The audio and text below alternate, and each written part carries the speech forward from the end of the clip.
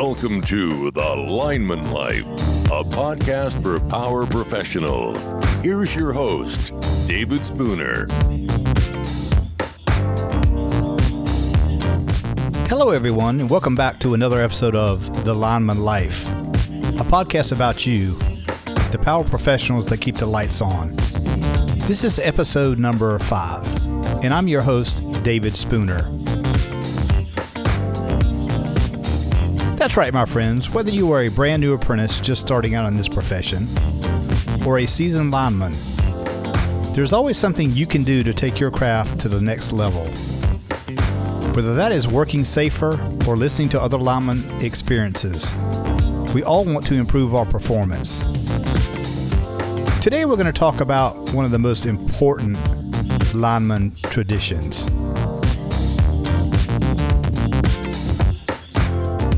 I want to talk to you today about being your brother's keeper.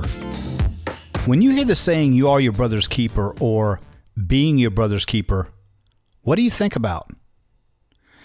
What I was taught was, being your brother's keeper means you look out for yourself, but are always looking out for your fellow lineman, just like you would for your own brother. Being your brother's keeper is more than just a cliche. It's a real thing. It can have a huge influence on keeping everyone on your crew safe and also getting everyone home safely to their families every night. You know, linemen have always had traditions. Brother's keeper is one of those traditions that's been passed down. Hopefully, you learned about it from the lineman that trained you, and then you pass the knowledge down to the men you teach. That is what linemen do. If you never had anyone tell you about it, listen up. Being your brother's keeper is one of the most important lessons a lineman could ever learn. When you look out for the guys on the crew, just like you would for your own brother, it has a much greater influence on the safety of your fellow lineman than any safety rule ever could. You hold the power to prevent accidents and injuries. The simple fact is that you are out there on the crew. Your supervisor's not out there. Your manager's not out there. And your safety director, he's not out there. You are there. So you can have a greater influence on what goes on more than anybody else sitting in an office ever could. One of my favorite movies is the movie 300. This movie is a perfect example of what I'm talking about. So have you ever seen the movie 300? You know the movie where all the guys have the ripped abs? That movie was based on the Battle of Thermopylae. 300 Greek Spartans held off 150,000 Persian soldiers for 7 days. Now, the Spartan soldiers were mainly armed with a spear and a shield. The Spartans invented a new way to battle. It was called the Phalanx Formation. In the Phalanx Formation, individual battles were suppressed for the good of the whole group. They didn't want individual heroes. They relied on community and unity of the soldiers. The Phalanx Formation was formed by a group of soldiers standing very close to each other with their shields out in front of them and their spears pointed forward. The shield they carried was called an aspis. It was about 3 feet wide and weighed about 15 pounds. It was made out of 3 layers. Wood was the middle layer, with bronze on the outside and leather on the inside. But the revolutionary part of this shield was the handle. The handle was on the side with a piece of leather in the middle that went over the forearm. It was called an argive grip. This grip prevented the possibility of the shield moving side to side after being hit. So the Spartans rarely lost their shields. This also allowed the soldiers greater mobility to capitalize on their offensive opportunities. It also allowed them to form a solid wall of shields in front of them. Each Spartan shield covered themselves, but also part of the man standing next to him. If you go to the show notes and look at the picture at the top, you can see what I mean. This is how King Leonidas, who was the king of the Spartans, described it. We fight as a single, impenetrable unit. That is the source of our strength. Each Spartan protects the man to his left, from thigh to neck, with his shield. One single weak spot, and the phalanx shatters. They had to trust their neighbor to protect them because part of their neighbor's shield was protecting them. The Spartans were taught to be loyal and trustworthy. They also had to have great commitment and mental toughness to stay in the formation during the battle. The Spartans' biggest disgrace was to lose their shield. This is exactly how we are as linemen. Everyone has their own shield and is responsible for their own safety. But just like the Spartans in the Phalanx Formation, your shield also covers the safety of the man next to you. One weak spot, our phalanx shatters and people get hurt. We work together for the safety of the group. Just like a battle, what we do is dangerous. It takes everyone's shields working together to win the battle against injuries. Our shields in the field are our actions and observations. You need to speak up when you see someone who might be getting themselves in trouble. Maybe they are taking shortcuts, circumventing safety rules, or maybe they just don't see something. You have to look out for everyone on your crew. There's another scene in this movie where Ephialtes, who is deformed and has a hump in his back, wants to be a Spartan because his father was one. He asked King Leonidas if he could fight with them. Leonidas asked him to raise his shield like required in the Phalanx Formation. Ephialtes is unable to get his shield up due to his deformity. King Leonidas tells him he cannot use him because he cannot protect his fellow soldier during battle. This mirrors us as linemen. Not everyone that wants to be a lineman has the tools to succeed. There are many wannabes out there. If you can't use your shield to be your brother's keeper, we can't use you. Remember I said a Spartan losing his shield was a big disgrace? Well, I've been guilty of it too. I want to tell you about the time I lost my shield and wasn't my brother's keeper. A while back when I was an apprentice on the crew, we were working on Edisto Beach, South Carolina, right on the front beach. It was a beautiful, sunny summer day. Not a cloud in the sky. If you wanted to have a job anywhere in our district, this was the place to be. My lineman Rick was up in the bucket. Now, Rick was old school and he was a hard ass. He knew his job, but he didn't have a lot of patience for apprentices. There was only 3 of us on the crew that day, and I was the ground man. The job was to dead end 3 new phases on the back of a crossarm that had hot primary and a transformer on the other side. The line he was pulling up was grounded. I pulled up the first phase on the hand line, and Rick was putting the final sag on the wire with a hot hoist. Once he got it up on the hoist, I really wasn't paying attention anymore to what was going on up the pole. Seconds later, I hear a large arc and a bang from a fuse blowing. The tail of the primary being pulled up had made contact with the transformer jumper. Rick wasn't hurt, but the contact had blown the transformer fuse and also knocked out the circuit, which had a tag on it. We immediately called dispatch and got the line back hot.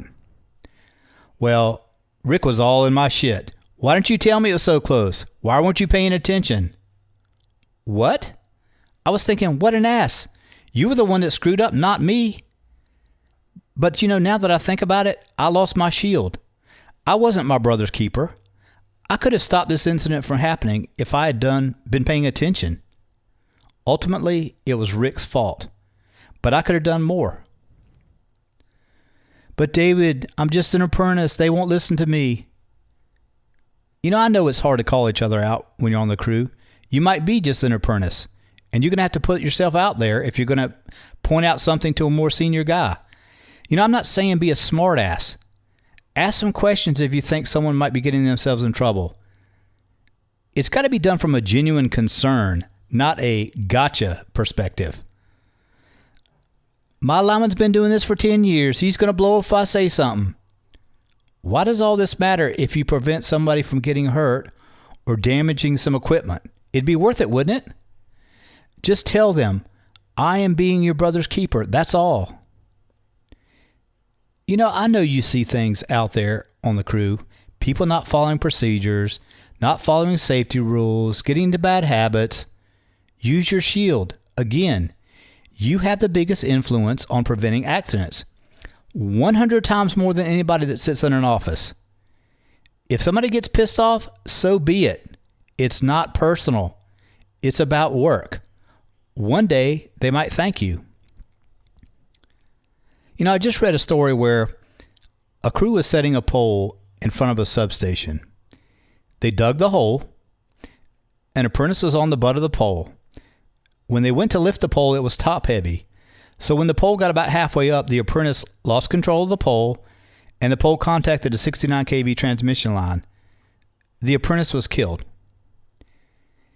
Now, do you think this crew was being their brother's keeper? This apprentice had no rubber gloves on. They had no kind of hotline tag on any of the circuits. The pole was top heavy when it was lifted. So you don't think anybody else in that crew noticed that pole was not balanced correctly before they picked it up? They didn't do a tailgate meeting. Where was this apprentice's brother's keepers? Who was protecting him?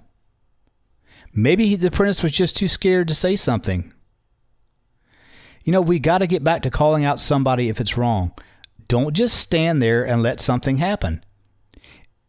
If you look at almost any incident, if somebody would have said something or pointed out an issue, it might not have happened. I really didn't tell you what happened to the Spartans at the end of the battle. Remember Ephialtes, the guy who couldn't make it as a Spartan? After he was turned down by King Leonidas, he betrayed the Spartans by telling the Persians of a secret trail which let the Persians outflank the Spartans. 300 Spartans fought 150,000 Persians for 7 days. But eventually, every Spartan, down to the last man, died in the fight. We as linemen believe in the same things as Spartans. They believed in loyalty and being trustworthy. Linemen do the same thing. We trust our lives to each other every day. The Spartans believed in commitment and mental toughness. We look for the same thing in our peers. If you don't have commitment and mental toughness in this profession, you will never make it as a lineman. We too are also disgraced, just like the Spartans, when we lose our shield by not being our brother's keeper out on the job. If you are a lineman, you are forever tied to these words. You are your brother's keeper. You've heard it, you probably said it, but do you really live it? Be a Spartan on your crew. Use your shield to protect yourself and the man standing next to you. Better yet, talk to your guys on the crew. Get everyone in the Phalanx Formation so everybody is using their shields to win the battle against somebody getting hurt or killed. This is truly the way to be your brother's keeper. Pass it on to the younger guys coming up. Tell them what it means. Better yet, show them what it means. This is a tradition that has tied all linemen together since the first man strapped on a pair of hooks. It is definitely a tradition worth continuing. Before I wrap up this week's show, I've had something on my mind that I want to talk about. I found out last week that a mentor of mine had passed away. His name was Wyman Bo Gray. He was an old school guy. Started line work back in 1953. Moved to the town Hollywood, South Carolina in the 60s. And was actually the only guy there working all the trouble and everything for 15 or 20 years. He took care of everything.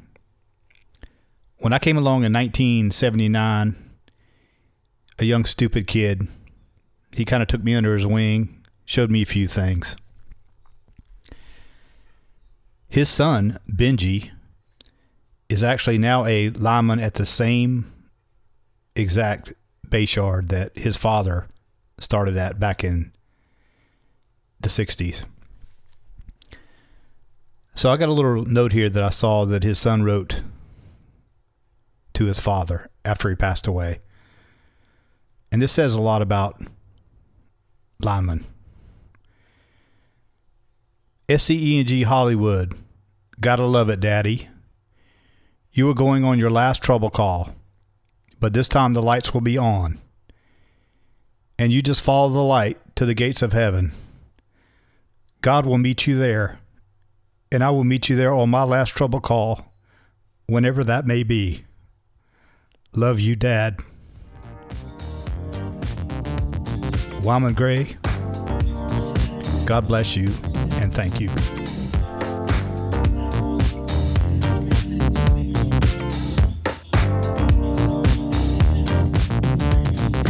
Thank you so much for listening. I know you're busy and have many other things to do during the day besides listening to me. But I would appreciate it if you would please take the time and give me a rating on iTunes. Also, share the podcast with your lineman friends. You can always visit my website, thelineman.life, for the show notes. So until next week, stay safe. Always remember, you are your brother's keeper. From the Big Island of Hawaii, this is David Spooner saying, aloha.